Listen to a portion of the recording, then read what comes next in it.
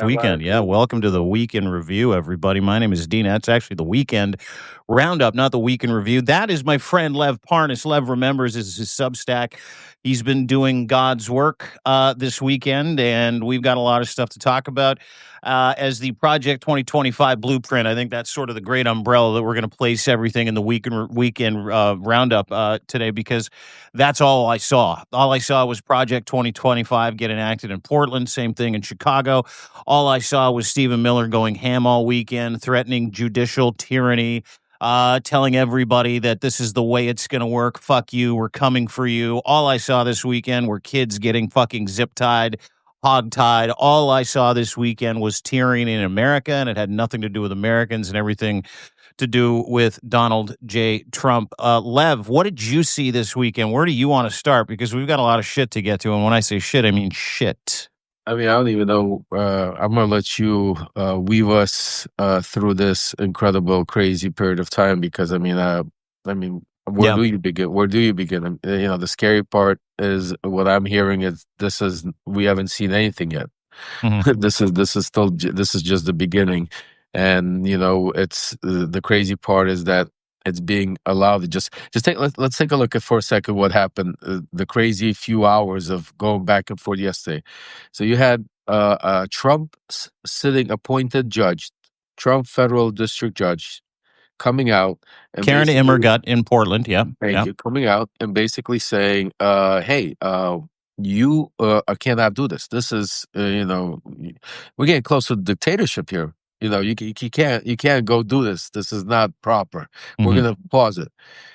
So what does Trump people do? Just think about how quickly, because this is why I say it's part of the Project 2025 blueprint, which is now out in the open. Because if anybody went and read Project 2025, you would see that in there's already opposition of ways. If they do this, you do this, and this is how you do this to be able to continue holding power and so on. So it's like a manifest. It's like this fat, like, I'm saying to you.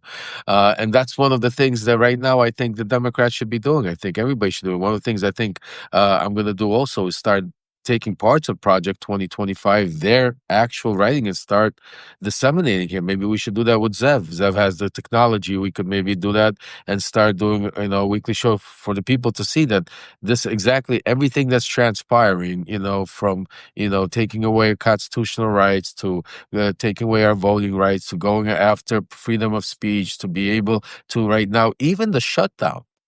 See, this is the crazy part. This is one of the things I wrote about. That was not a coincidence, folks. The fact that we had the generals here the same day, literally, that we had, they went out and spoke in front of the generals, which not only spoke in front of them, what I'm hearing is that it was literally they were using AI technology to scan them to see for loyalty. But later that evening, they already knew the shutdown was coming. And what happened literally the next morning? The next morning, Russell Vought was over there with literally Project 2025 with firings. Yeah, I mean, they even put out a meme of him as the Grim Reaper, right? Trump is the Grim Reaper, Russ Vought is the Grim Reaper. That was sickness. That was pure fucking psychosis. Everybody was running around in the White House, and no one had seen him for fucking 4 days, dude. Like 4 days, and all of a sudden he's like, "Got to stay at top of the news cycle. What's the craziest thing I could do? I know.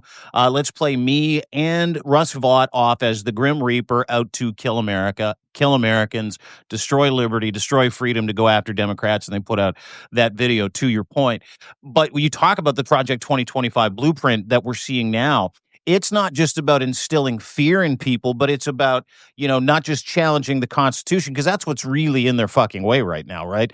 Going back to what you just said, which is Karen Immergut, the justice in Portland, who for a second time, and this was last night, she held a fucking hearing last night, an emergency hearing, because Trump was like, "I don't give a shit. I'm just going to federalize the National Guard in L.A. and send them into Portland, so fuck you."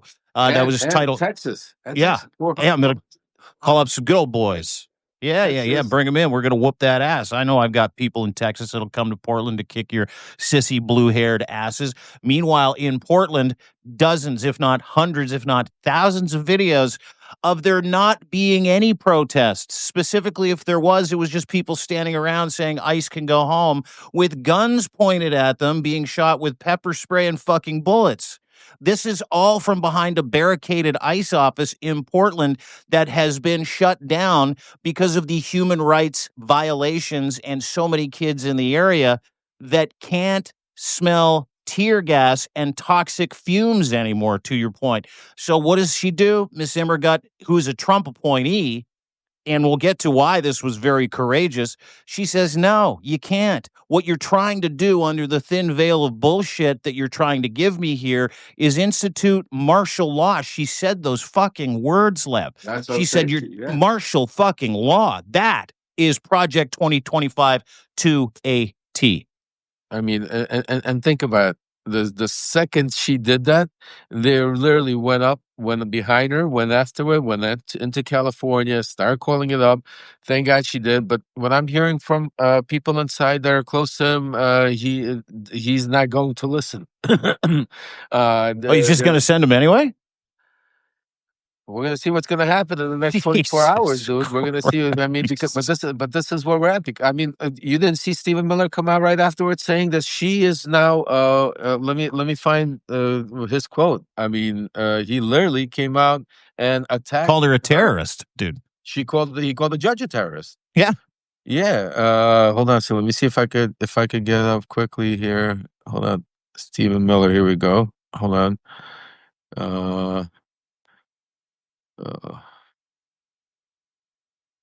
First of all, he retweeted Governor.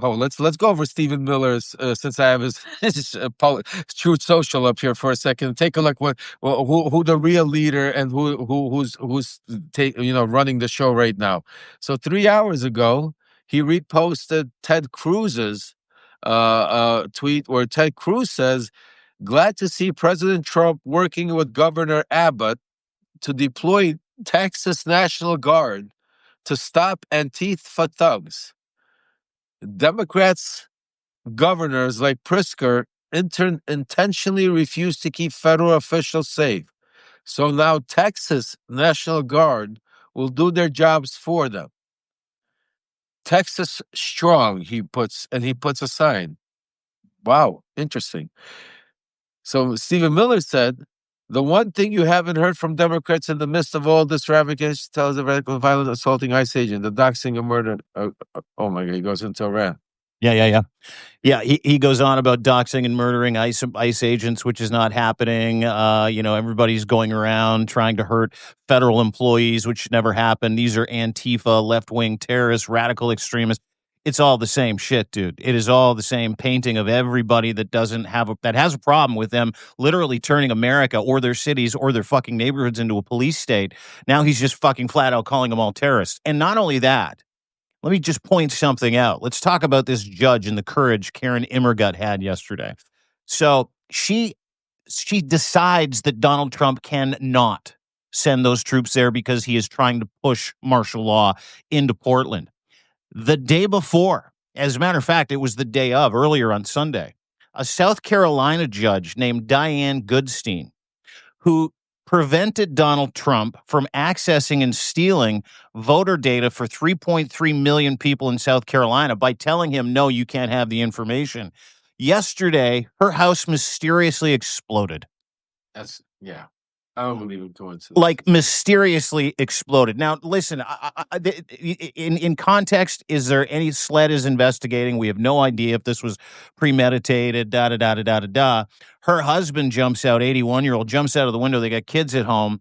This is now, and I've counted, I put a post together. This is now the 28th federal judge. This is now the 28th judge that Donald Trump has selected for targeting. So he's been targeting her with threats. She had received threats in the days leading up to her house mysteriously exploding that she lived in with her husband, her grandchildren, and some of her children were there as well. Stephen Miller puts this out. The issue before us is now very simple and clear, Lev.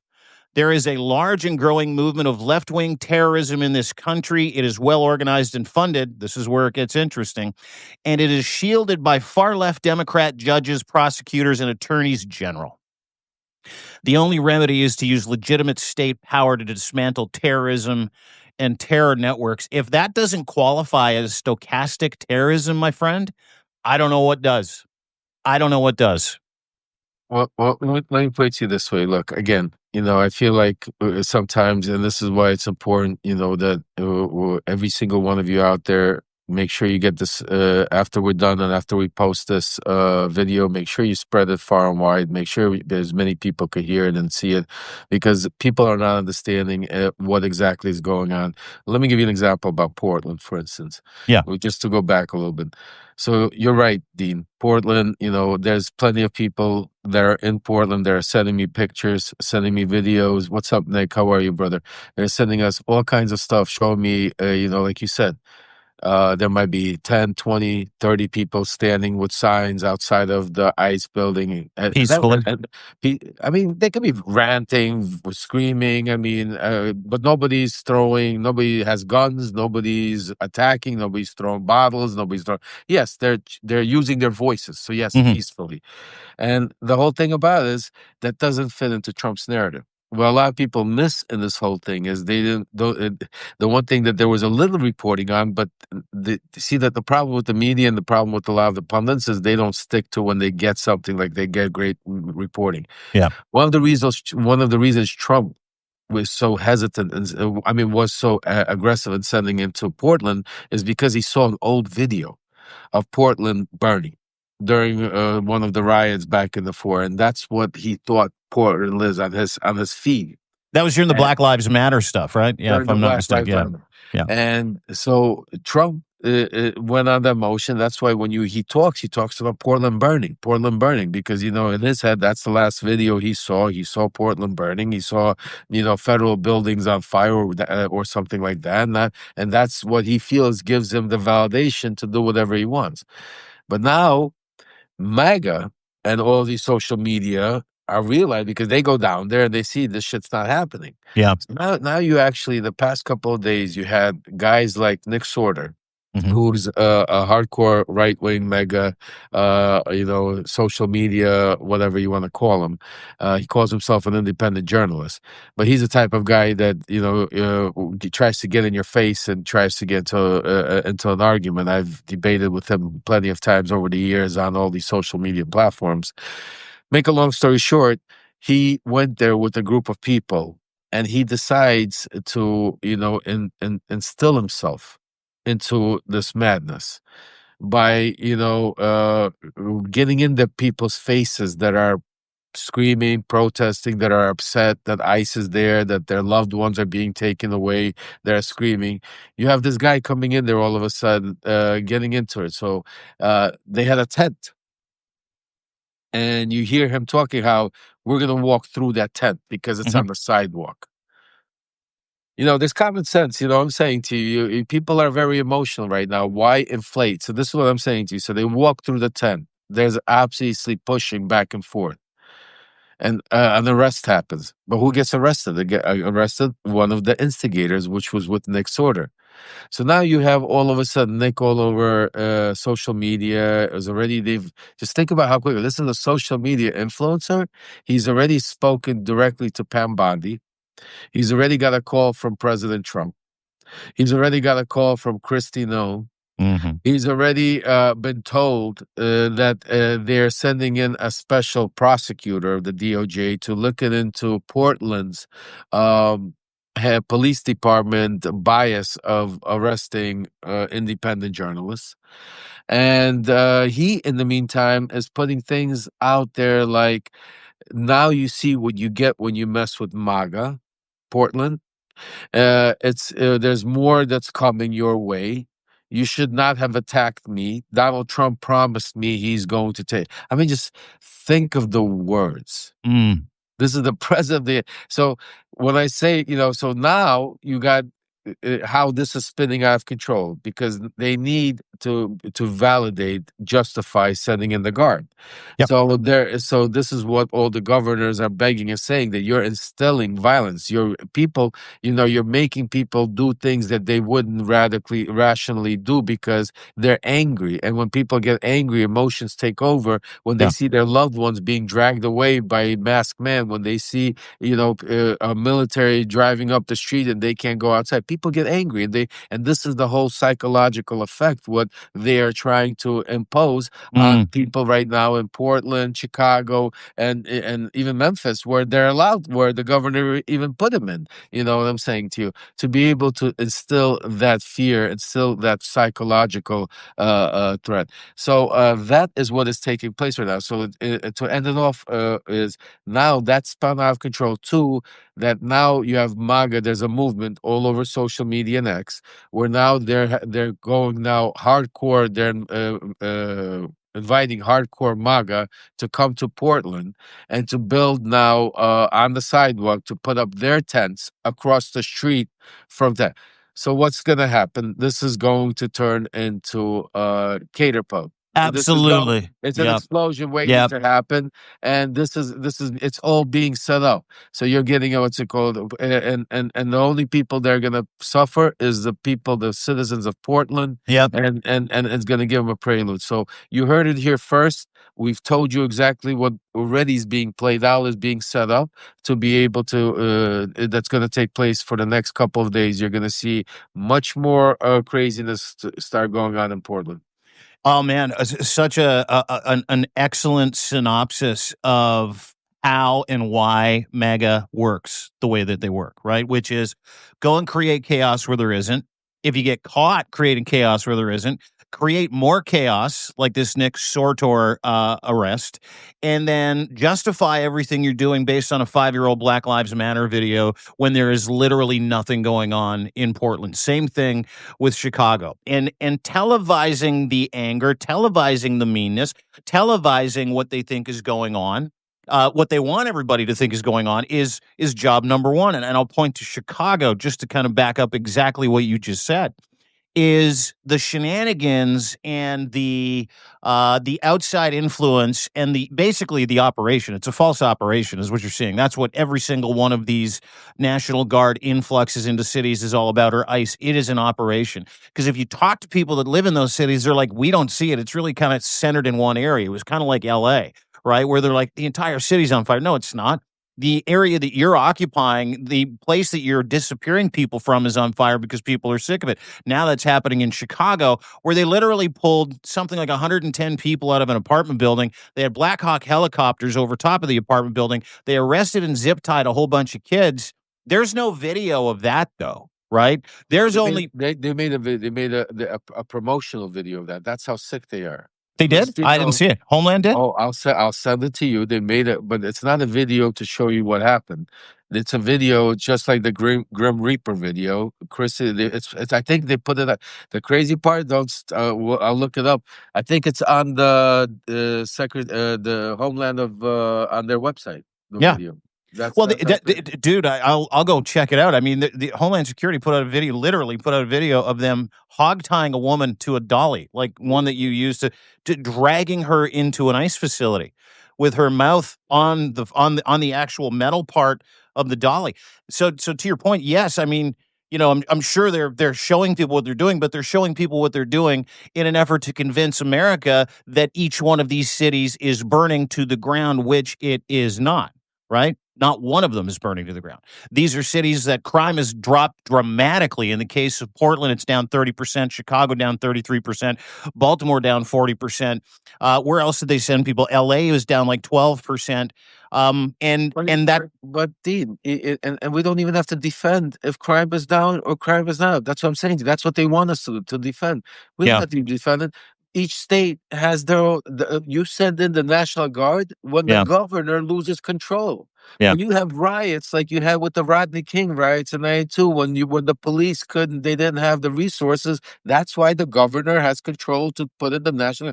Since when is the president running around telling the governors in their states what should be going on? This is what I'm saying to you. It's not about crime. That's why we don't need to even defend it. It's not about if crime is if this was really about crime, Dean. You know what they could do if you take a look and calculate how much money they are wasting and spending on these operations, on all of this military and all of these to get all of this. They could just take that money and give that federal money to the states so there could be more police officers, more education, more whatever. Put a plan together that would be a long-term plan to root out crime, and which every state would agree on, every governor would appreciate. Mm. But this is not it. This is what they're doing. This is just like Vladimir Putin is attacking schools, bombing hospitals. It's part of psychological warfare. What they're doing is part of psychological warfare. They're lying. It's just like what they did during the 2024 race with immigration. They instilled, they pushed, they did whatever they could to lie to the American people that there's tens of millions. Just think about it, that tens of millions killers, psychopaths were led into our country to be able to, and they're running around Rome. Tens of millions. Biden led in tens of millions. That's all. They're doing the same thing right now. But now, and this is what I wrote about my Substack 2 months ago. This is the new immigration. This is the next psyop. We have a problem inside because they know, because remember, they have as much as you might hate them, as much as you might call them, whatever names you want to call them. But this time around, Trump has some of the smartest people when it comes to technology, when it comes to all of this, using these AI, using these ways to be able to go break down people's thoughts, that he's ever had in his life. To be able to give them what the perception, they know exactly what message is being put out to the country. It's not the message. That's what I'm saying to you. Most of the stuff we listen about is in these echo chambers. Yeah. In the echo chamber, everything looks hunky-dory, looks well. They're not going out to echo chambers. They're doing specific. It's like, when you go on Google, there's a thing called SEO. Yeah. To be able, I'm learning all this stuff. Super targeted. Yeah. Well, Right. dude, way to go. You can teach. You can learn something new at this age, of course. Right. Exactly. They're using specific algorithms and everything to be able to understand. And this is so they know that the fear, the biggest fear in America besides the economy is, people want to live in a safe place. Yeah. And they know that certain, whatever big city is out there has crime. It's normal. That's what it is. That's what, and they fight with it. So they're using that as a prelude to be able to go out to say, because if you ask a normal question is, don't you want to stop crime? So because as soon as you say yes, they go, well, that's what they won't even let you finish talking. Well, of course you do. It's the old play, and that's why it's crazy. That's why I'm saying to watch it play out. How the Democrats can't even get the messaging. How to stop it. It's scary right now, Dean. I'm going to be honest with you. It's scary what's happening. I'd like to. I'm a first person that wants to talk about. We have a lot of hope, and we have, and we do. It's not the end of the world. We're fighting. We have a lot of things we're working on. That's why we're trying to do it. But it really is scary to watch how it's playing out, knowing that so many people that are already realizing, that but doing nothing about it. That people are still out there, right now, every Democrat leadership should be having emergency meetings.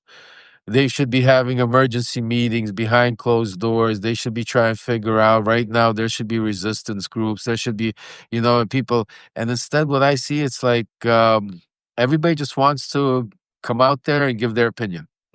Well, I know, but there's a lot of people out there too, Lev. There's a lot of people out there too that are like so exhausted, which is the whole idea behind Project 2025, right? It's the Steve Bannon flood the zone thing. You're part of those meetings. You understand. You keep giving people red meat. You keep giving people fucking shiny things to chase. So they'll start chasing them, and that's what we do. And I want to get to what you just said, because we talked about this previously before we got on the actual Substack Live. Welcome, everybody. This is the Weekend Roundup. That is Lev Parnas. Subscribe to him right now. Don't walk, run. I say that all the time. He's the best follow on Substack. Like this, share this. That's your guy. Where the fuck are the Democrats? I'm a big fan of guys that like to call spades spades. My boy Steve Schmidt is disgusted by the Democratic Party and how feckless they are. You have said the same thing. There are so many people out there that have this idea that if you criticize the Democratic Party for not doing enough in the face of Donald Trump holding all three levels of government, it's not just about policy, though, for me. It's about the machine that you create to be able to fight back. And none of those people are willing to take part in that fight. They're going on tour. They're doing stadium tours with AOC and Bernie Sanders, and Gavin Newsom's lighting up Twitter, which is a lot of fun to watch. And I love the pushback. JB Pritzker, I mean, hey, is he going to be the president one day? I have no idea. Some good news out of JB Pritzker's camp, though, just came across. I don't know if you know this. They've declared large portions of Chicago ice-free zones. So there's some good news for everybody. JB Pritzker's doing his job. Of course, the good news from Karen Immergut, the Portland judge who said no mas to Donald Trump late last night, preventing him. He went nuts this morning. He goes, the city's on fire. It's burning to the ground. But back to what you were saying earlier, which is, hey, listen, not a lot of people are getting this good news today about ICE not being allowed in Chicago, which just happened, even though he's going to do it anyway. Not a lot of people are getting that information, but you lose before you start because the Democrats are not a well-oiled machine. Like the resistance, people like you, me, minus Aaron, so many other people, Steve, so many other people here, Zev, doesn't matter, Michael, Malcolm, we bring people together organically, but they literally, to your point, have the smartest fucking oligarchs that own all the tech and every social media and AI company that are part of Trump's fucking oligarch cabinet. So is it a lost cause, or is this just the fact that the Democrats and the Democratic institution needs to stop pretending they're in it to fucking win it, because we know they aren't? Well, let me put it this way. It's definitely not a lost cause because I'd love to be able to tell everybody out here right now exactly what we're working on, but because of, when the time is right, we'll definitely break the news. But, I'm working with a group of like-minded people that understand that, I don't believe it's a lost cause. I think we have plenty of opportunities to save our democracy. I think we still have the time. I think, especially because of what you saw happen yesterday, Trump's own appointed judge going out there and stopping him in the middle of the night after he went behind the scenes and got it, and frustration. Will Trump continue doing it? Absolutely. But that's not the point. The point is that there are people stepping up, and there are people inside the party. Just like when I talk about, sources or whistleblowers, they're planning on rooting them out because most of the whistleblowers, just think about it, in Pete Hegseth's are close to Pete Hegseth. People that have been around him for so long are the people that are out there talking behind his back. He's got to be losing his mind at this point, because that's why I'm saying so there's we definitely have hope. I'm saying to you that I believe that it's not a lost cause. But with that said, it's extremely scary because the stakes are becoming higher and higher every day. It's like, it's like in a baseball analogy, it's one thing when you start the game and then you're in the first inning, let's say you're down by 2 runs, you're like, hey, we got 9 innings to go, we're going to get up. But now all of a sudden, if it's the bottom of the ninth and you're down 2 runs and 2 outs and, you got 2 strikes on you, now all of a sudden you're sweating it a little harder. Do you still have hope? Can you still win? Can you get a base hit? And can the next guy behind you hit a home run? And everything turns around and literally in a second? Absolutely. And that's what my baseball analogy is. But it's getting scarier by the inning. Every inning that goes by, every day that goes by, every hit that we don't get, every base runner we leave standing there, the base runners, my analogy is to the news that we get, like the Epstein files. I'm saying to you, the stuff he's doing with the generals and all this stuff, all of that news and all of the stuff that you get, all of these opportunities that Trump is giving us, that God is giving us, that the mega world is giving us, nobody's taking advantage of. And that's what I'm trying to do with like-minded people behind the scenes. I'm not going to name names until they're ready, until we're ready to or figure out what to do. But that's the game plan, so yes, no. But at the same time, it's very scary because the scary part is watching daily to see to what degree that that the masks are coming off. And when you start doing it in the open, it becomes really scary because then it's like you could see how Trump has gotten to a point. If you take a look at the past 9 months, when he first came into office the second time, yes, he was nasty to reporters, but you still had CNN reporters there. You still had ABC reporters. You still had questions. Not anymore. no more. It's like now it's like you have Brian, Marjorie Taylor Greene's boyfriend. Brian Glenn, Fox. who looks just a little more alcohol induced every day, doesn't he? That guy. Exactly. You have Peter Ducey from Fox. Yeah. You have some mega social media that they bring every night, and at the end of the night, you know what I'm saying to you. You have that is like what you're looking at. So yeah, and the entire press pool is all on notice too, right? Like right, and if somebody happens to be, and if somebody actually happens to ask a question, he just literally tells them, "Shut up. I'm not going to speak to you." This is how he talks to him. He says, "Shut up. I'm not going to speak to you. Get out of there." Because you like he told that was a reporter from Australia. He goes, "You make your country look bad by asking me that question. You make your. I'm going to speak. I'm going to take it up with your leader." With your leader, I'm going to take it. Just think about that.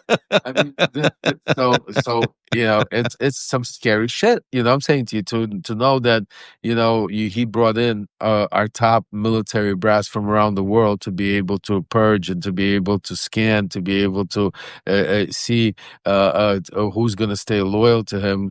That's some it's scary. Yeah, the good part is that I'm hearing from a lot of my sources, and I wrote about it, is that the generals, really majority of them didn't like it, didn't agree to it, and made comments like there's no way they're going to allow we're not going to attack Americans. This is effectively right. what they all said. I'm saying to you. So yeah, and I think he played his card, and that's why I think he understands now that it's not one or two or five that he would have to purge. It would be like probably the majority of the top brass, which at that point he understands that what if they turn around and say no, we're not going.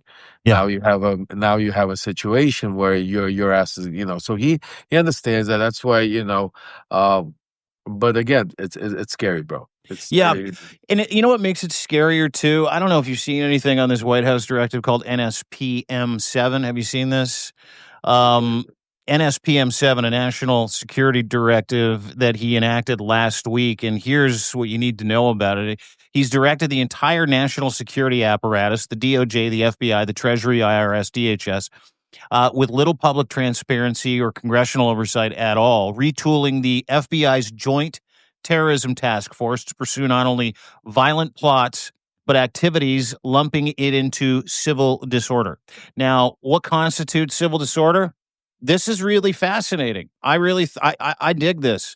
Any anti-Christian sentiment, any anti-capitalist sentiment, any anti-American sentiment, you'll be considered Antifa. So you want to talk about hardwiring his attempt through policy and procedures to be able to do exactly what you're telling us he's doing, which we're watching him do on a daily basis. It's not just about dissent anymore, right? This is about how can I shut everybody the fuck up anytime I want. That is a presidential directive. Let me read this. This is from the actual document. The Antifa movement portrays a foundational problem. Anti-fascist is a lie. And so what we're doing is we're organizing around it, common threads that we will animate. You cannot be anti-American, anti-capitalist, anti-Christian. If you do, that is extremism, and we will look at you as if you are supporting the overthrow of the United States government. That's a big one to suck on before you go to bed at night. NSPM 7, when you consider everything else that he's doing. I mean, it's part of, again, it's part of the game plan. It's part of the it's like this is exactly what they're doing. And the other thing we're not talking about, but this week I think we're going to start seeing. So I think there's another indictment or two that might be coming this week. We got Comey's perp walk that's being planned out. Just think about it. The media doesn't even talk about it. He fired an FBI. They fired an FBI agent that wasn't going to do a televised perp walk for James Comey on October 9th. To me, it's crazy. All of this is so surreal. It's so PTSD because 6 years to the date, October 9th, was when I got arrested for Donald Trump. And now we're going to be watching Comey here October 9th in a couple of days go through the same thing. And I hear that there's, some others on the list. And that's what I'm saying to you. It's like Chris Wray. Is he going to go after Chris Wray? I heard that he was. Yeah. No, no. Ray is on the major. Ray is. Put it this way: it's not that he hates. Out of all of them, he doesn't hate Ray. Ray just happens to be the link that changes the history to what's it called? January 6th invasion. Yeah. Because if he could prove that there was over 200 FBI agents and Ray knew about it with a deep state cover up, then it changes the whole narrative, and that's what dictators, authoritarians need to do. Change They need history. to change history that to like just Tiananmen Square, like the Chinese did. They don't want people to know, the next generations, that the government used tanks to run over students that stood up to protest for democracy.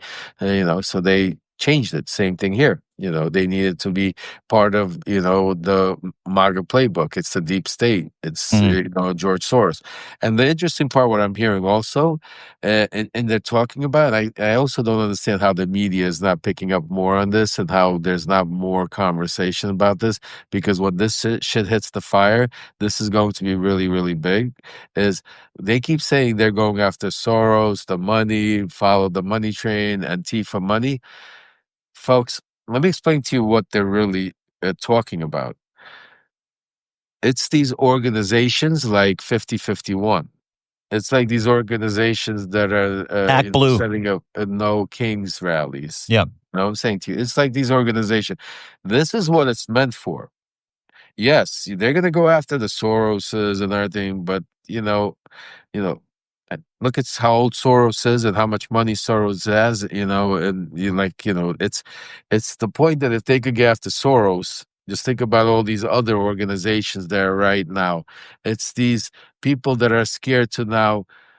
It's to put the fear in. How do you support any movement? Because now if you fund it or you donate to it, all of a sudden they're trying to scare people, because they understand the number one thing to any resistance to any movement is financial. Money. Yeah. Money. Yeah. And that's and the Democrats already have a problem with that to begin with. They don't know how to spend the money. They know how to take the money. I can tell you, they know how to go out there and raise a lot of money, but I don't know where they. What happens with it is anybody else's guess. Listen, you bring up a great point, and I think this is something that a lot of people need to pay attention to. And you're right, nobody's talking about it. Like Ken Klippenstein was one of the first guys to talk about NSPM Directive 7. Now we're just starting to get other news outlets, and this was over a fucking week ago. So, you think about what we're not hearing and what nobody's talking about and how it feeds into this conversation. It's almost scarier that we don't have any honest reporting or accounting of it, other than from yokels like us on Substack talking about it, right? Like Ken Klippenstein, he's a big voice, but he's on Substack, he's on Twitter. These aren't mainstream media outlets. Nobody's talking about this. No one's saying, hey guys, just a quick heads up, if you donated to Act Blue, according to Donald Trump's new directive, he can send you to fucking jail. Yeah, just think about it. He's going after Act Blue. Act Blue, that's one of them that you actually, what, and that's part of, again, Project 2025. It's part of the fear installation. It's part of what's going. That's where you need to. Somebody needs to start calling him at his bluffs and doing something about it as simultaneously. And the one thing that I don't get, and is like, we have so many congressmen and congresswomen, right? Yeah. They're all out there at social media. I'm not going to name names because I know a lot of you love a lot of them. A lot of you like the way they come out. They rant out there. They say a lot of, interesting things, but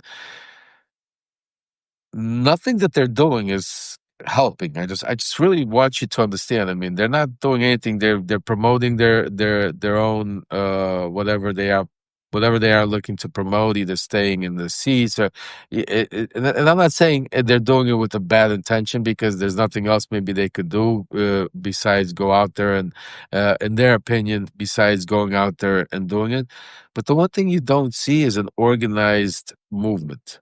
Like how you do not see like a group of Democratic, and congresswomen and men put together a bipartisan group to go. Like you have a few of them already that are willing to stand up to Donald Trump, to this authoritarian takeover from it, because most of them do not agree by sending in the National Guard into our cities, guys. Yeah. Yeah. This is a very easy bipartisan subject for them to all get on board. This is not something just like the Epstein file. We were able, just think about because of the Epstein file, because it was so bipartisan, we were able to get some of the most hardest loyalist Donald Trump supporters, like Marjorie Greene, like Lauren Boebert, and like Nancy Mace, to come on board and sign along with Messi and Rokana, and to be able to for us to move forward with this. Did you So see Massey's tweet, by the way? Did you see Massey's tweet today? last one, no, what he put up there. Oh, it was beauty. Thomas Massey. He's like, yeah, Mike Johnson, you're delaying the government shutdown. You're dragging this out because we have 218 signatures, fella. We have 218. Let's fucking go. And I think it's high time we start calling this shutdown what it is too. This is the fucking Epstein government shutdown, right? But Dean, I even said to you, like, remember when we spoke to her, how come right now you don't have congressmen and women on the front lawn of the White House with some of these survivors, and every day going out there? That's the protest. Yeah. The media will be there. The world will be watching. Love Donald Trump. Say, I'm not going to meet the survivors. Put him. See, it's one thing about playing checkers or playing chess. In chess, you want to put a person into a catch-22. Yeah. Wherever he moves, you got him like a law. You know what I'm saying? So this is what Donald Trump does to the Democrats. He says something like, for instance, "I'm going into your state to stop crime." Why does he say it? Because he understands that any normal person is going to say, yes, I don't want crime in my state. But it's how you're doing it. But he won't allow you to go that far to explain yourself, because he puts you in the spot. Do you want me to come in and save crime? If you say yes, then great, I'm coming. If you say no, he's going to say, you see, you're a radical left. What's it called? There's nothing to speak to you about. I don't want to even talk to you. It's a simple scenario. Same thing here. Do the same thing to him. Donald Trump. Are you going to have the survivors come into the Oval, or are you going to have us sit on your lawn for the next? Well, you see what happens when you do. When you got Donald Trump on the back foot, the dude just fucking collapses. Right? Yeah. But nobody's pushing him. Nobody's pushing him. I mean, the fact that they're going out there and worried about that he's putting. Even I'll give you another simple. I'm giving you these little ones that if they would just listen, instead of going out there and being angry. I see Hakeem Jeffries coming out and sitting there. It's upsetting that he put the sombrero on. You see Schumer coming out there. Why is he putting the sombrero on these games? Then you have Newsom go out there and start putting memes on them. How about somebody coming out and said, "Fuck all of you. Yeah. It's not funny. You are shutting down the government. This ain't funny." And when Johnson comes up there and say, "Oh, it's a little funny. What's so funny about that? How many people lost life?" Confront them. Instead, nobody's confronting nobody. Nobody's like, you got Johnson, Republicans coming out. Oh, the president wants to have a little fun. Yeah. I would stop him right there and say, and what's fun about people losing jobs? What's fun about Medicare being confront him? He would be stuttering. Yeah. Point to the fun part, Mike. Point to the funny part here. Yeah, what's the funny part? What's the funny part with the Grim Reaper? How about this one? Not one question yet by not one reporter, not one, pushing that Trump has confronted that he is not following Project 2025. Yeah. I mean, that's stunning. That was this weekend. He's like, yeah, Russ Vought of the famed Project 2025. Meanwhile, the guy spent his pre-election campaign going, I've never met the guy. I don't know what he's talking about. Never. And now they're just saying, yeah, this was always the blueprint. They're putting out like laughing memes at people when they're like, see, we knew you knew that this was Project 25. We knew Donald Trump was one of the authors. We knew that he seconded this whole thing. And his team is literally putting out memes to replies to this thing going, yeah, fuck you, effectively. Like, I mean, you talk about not hiding it. They're trolling people with it now. Well, because see, this is there's a two-prong effect that the Democrats can't catch up. Yeah. See, the fact that Donald Trump trolls them on social media, the fact that Donald Trump plays this game with them on social media and all of this social media pundits, that is not the majority of your voting bloc. That's just a percentage of people that go vote. That percentage of people, that's one fight.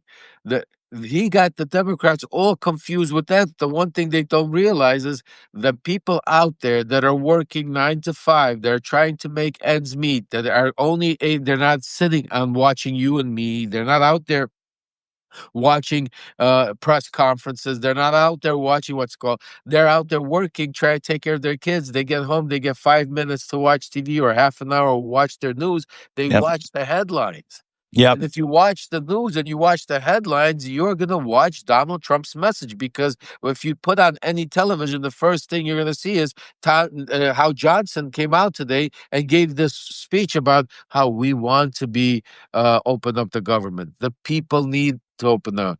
But these Democrats, they're trying to, it's all about the immigrants. So Yep. what do you think a regular person that just came home, had 15 minutes and watched that TV is like, are you kidding me? Yeah. Fucking Democrats again. Yeah. Get with these immigrants. Well, especially if that guy's white, especially if that guy's Christian, especially if he votes conservative, especially, right? Yeah. Yeah, I mean, but how come we don't have Democrats every morning doing a press conference on the lawn of the White House in front of the media every morning at 7, 8 o'clock in the morning, and have a outcry to the people of the world and make the media cover it? So when you're at 7 o'clock, when the folks come home and put on ABC or CBS News, the first thing is that say, did you see all the Democrats coalition were standing with survivors outside Donald Trump today, talking about how what's it called? So it gets implanted in their head. Yeah. Because the only thing people are seeing is how it's the Democrats' fault. It's the Chuck Schumer shutdown. And all of this is happening again is because the Democrats do not want to stop crime, and the Democrats don't want, they want to give your hard-earned money to immigrants. That's the message. That's it. Yeah. They gotta. Immigrants got your money. Immigrants got your job. Immigrants got your Medicaid. All of those things are lies, by the way. Every single one of those are categorical, pathological lies. But to your point, they are so fucking relentless, and the Democrats are always playing defense. They're all on the same page, Dean. Mhm. Dean, that's the whole thing. If you go up and down, if you take a look at all, like from Benny Johnson to Laura Loomer to Fox News to Kilmer to Schmuck, if you take a look, they all say the same message. If you take a look at every congressman, from Ted Cruz to Boebert to they all say the same message. But how is that possible? Are they all part of the same WhatsApp group? Like, do they get their marching orders every day? Because it's common sense. If you want to win, that they don't eat your own. Yeah. They go after each other once they won. See, this is a perfect example I want to show you. Yeah. Once they had the power, now they go after each other. You see Laura Loomer going after Marjorie Greene and back and forth, and they're going after. But when Charlie Kirk passed away, they all united. Yep. See, this is what I'm trying to say to you. When they need a message, if Trump comes out tomorrow and says we have fires going on in we need a National Guard in Portland, even though Marjorie Taylor Greene has agreed with us to be able to step up on the Epstein files, she's right back at it that we need the National Guard in Portland. Yep. Do you understand what I'm saying to you? Elon Musk, same thing. Yeah. The Democrats don't have that. Instead, the Democrats right now are getting picked off one by one. And if this happens, it's going to be a total collapse. That to try to switch sides to vote to open up the government. And look at even the messaging, how they're using that, because you see them coming out every single day talking about, you know what, this is a bipartisan issue. We have 3 Democrats or 4 Democrats that have voted to keep the open. Keep the government open. Yeah. You don't see that. You don't see that when the Republicans are doing it. They make sure that everybody turns over on that side. So again, it's the same thing when we talks about funding. You go out there right now, if Laura Loomer or one of them or Benny Johnson or anyone said, you know what, I want to go out there and I want to go on the road and I want to go out there and preach whatever it is, MAGA, I want to preach to the left. I need $10 million for that so I could go out, put it together. He would raise that probably in a week, in a couple of days. I bet you, I'll even do an example with you. How about you, Dean Blundell, right now, turn around and do the same thing, put together a GoFundMe. I bet you get more hatred saying that you're a grifter. And then everybody's going to want to see your receipts of how you, God forbid, you take a what's it called? God forbid, what that it's a crazy mentality. I don't understand. That's why I'm saying to people right now is not about thinking, but right now, if you gotta save our country, we gotta save our democracy. Then we can go back to doing whatever it is we liking, not liking, we're doing whatever. Right now, everybody gotta do. We have to put pressure. Where are all these Democratic billionaires? Where are all of them there? What's it called? Where are they right now? Why are they all hiding? What are they going to come out and give their regular donation to whatever big Democratic Party that the money? I don't understand what's going on. Yeah, guys like Bloomberg have been awfully quiet recently, haven't they? Everybody, every single one of them. Yeah. Cuban, Bloomberg, you Yeah. name it. Give me one. And the ones that are not quiet have switched sides. They're no longer Democrat. Look at Bezos. Look at Zuckerberg. Look, they're all of them are now becoming right wing oligarchy, part of the right wing oligarchy. Yeah. Well, it's a great deal. It's a great deal. He tells them they can have whatever they want, do whatever they want. All they have to do is pledge loyalty to him and give him their platforms. It's a great fucking deal. Where's Cooney and his money when he came out there and blew up the whole parties about with Biden, all of that? Where are all these guys? Where's Obama? Yeah. I know you might hate me and saying, "Oh, don't talk about Obama." I'm going to talk about everybody. I don't give a shit, folks. I mean, I got no loyalty to none of these people. My loyalty is to each and every one of you, to our Constitution, to try to get our democracy back. I don't give a shit about if you're Democrat, Republican, independent, whatever you call yourself. Where the fuck are you? You're running around talking about your divorce problem between Michelle and Obama. That ain't helping. Where's Joe Biden? I feel bad. Yes, the man is not feeling well, and I'm going to give him a pass because of that. But his administration left us holding the bag. You know what I'm saying? I'm going to call it what it is. And where's any of the leadership? Dude, they're all writing books. They're all writing books, selling books. Chuck Schumer's book, Kamala's book. Exactly. You got. I mean, really, you're going to release a book. The vice president, you were going to release a book. She did right now. I mean, and that's what I'm saying to you. And that's all cool. You guys are all good. Everybody's good with that. She sold 300,000 copies. I'll give you. I put out a book that they gave you the blueprint of Donald Trump, what it is he's doing to it, and they would CNN, MSNBC wouldn't even have it on there and talk about it. Just think about that. It's just insane. Which is your book is like a cheat sheet. Shadow Diplomacy. If you haven't read it, you have to. It's like a cheat sheet for what we're seeing here today.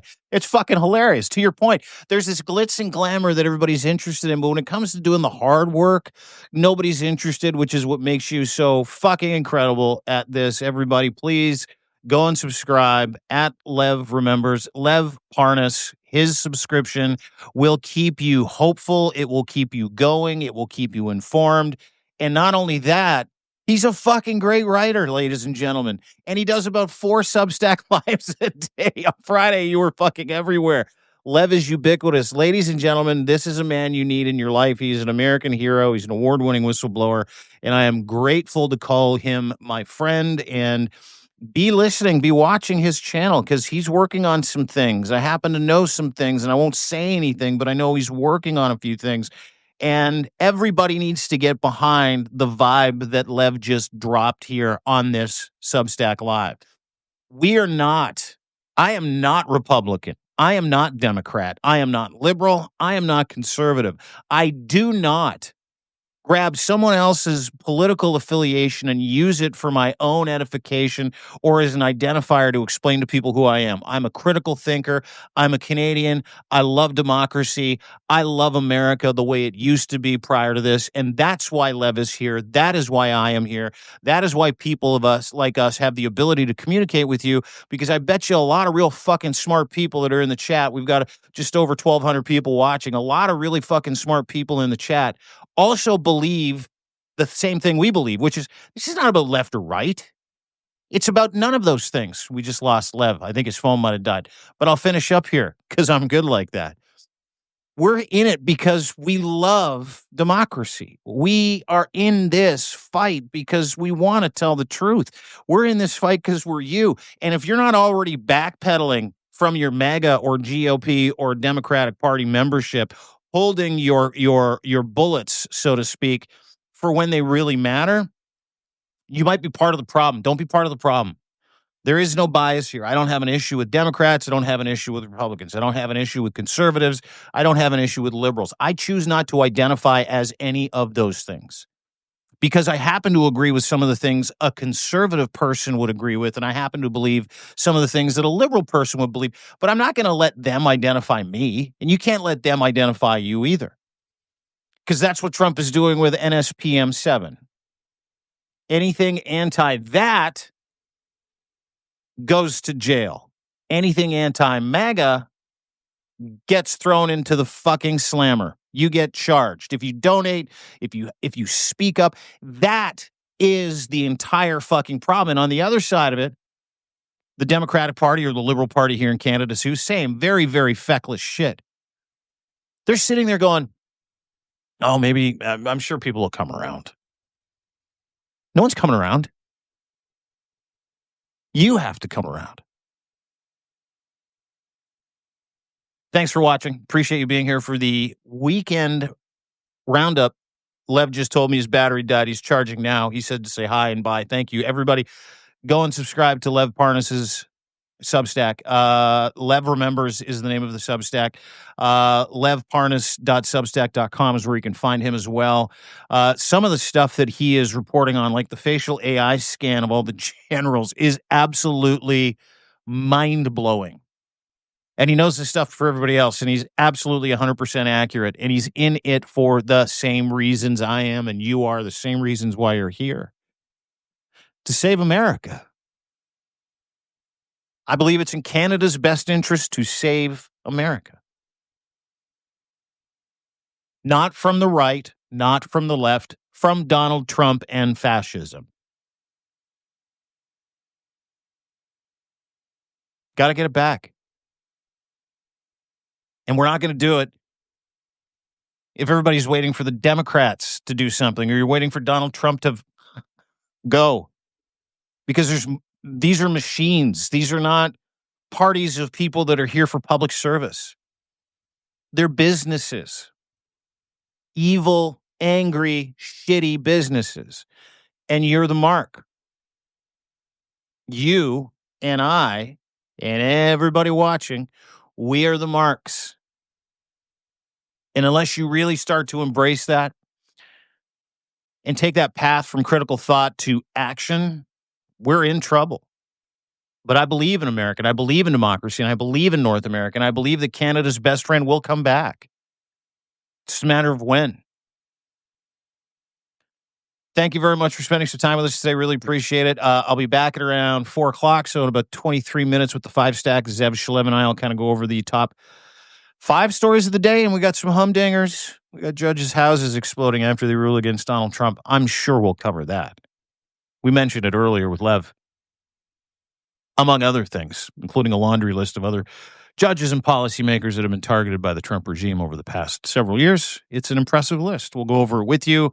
Also give you a little bit of hope. We'll kind of recap what happened in Trump's America. We'll talk a little bit about Canada as well. Mark Carney is on his way down, I believe, tomorrow or Wednesday. Was it tomorrow or Wednesday? One of the 2 days. To actually meet with Donald Trump. And I'll give you the 411 on that. And a very, very interesting PSYOP coming out of the United States of America that is currently targeting Canada around 2 subjects. 2 subjects. They're very familiar to you. We'll explain those to you as well. That's coming up in the 5-stack right here. DeanBlundell.substack.com. 50% off for the entire month. Annual memberships. Get unlimited access to all of our exclusive content, Q&As, et cetera, et cetera. Again, 50% off subscriptions, annual subscriptions, all the way to the end of October. I am so grateful you guys are here. Every single day you lift me up by actually showing up. And I want to thank you all.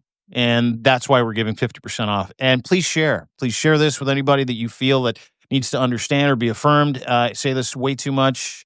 You're not crazy. They are. So know that. See you at 4 o'clock for the 5-stack right here. Thank you very much for stopping by. And on behalf of my friend Lev Parnas, go and subscribe to him today. We will see you on Monday, maybe even Friday. Who knows? Who knows? We come and go as we please here. Thanks, everybody. We'll see you at 4.